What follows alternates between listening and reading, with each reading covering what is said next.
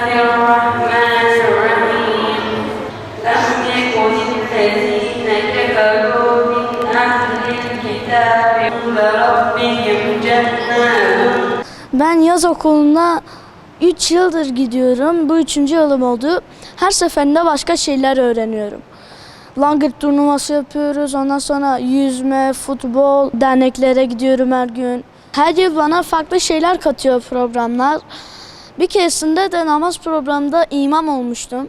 Bu sene de herkes beni istiyordu. İtiraz ettiler hocalara. Çok böyle sevinçli geçiyor. Çok mutluyum bu yaz okuluna kaydolduğum için. Anne babamı çok seviyorum. Bu program bana çok şey katıyor. Evde mesela telefon, tablet oynamak yerine derneklerde güzel şeyler öğreniyorum. Turnuvalar yapıyoruz. Güreş, langırt. Yazımız dolu dolu geçiyor.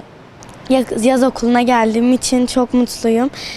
Burada Peygamber Efendimiz'in hayatını öğrendik. Namaz kılmayı öğrendik, abdest almayı öğrendik. Etkinliklere katılıyorduk, yüzmeye gittik. Çok eğlendik. İyi ki buraya katılmışım. Sokakta, ekran başında ya da evde televizyon izlemek yerine burada iyi ki Kur'an'ı öğreniyorum. İyi ki gelmişim.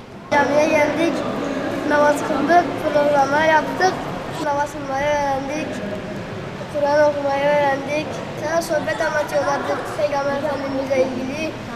Bir sohbeti anlatıyorduk, bazıları bize ödül veriyorlardı, çikolata falan. Sonra eve yolluyorlardı, bazı etkinlikler vardı. Futbol, yüzme, bazıları da oyun oynuyorduk.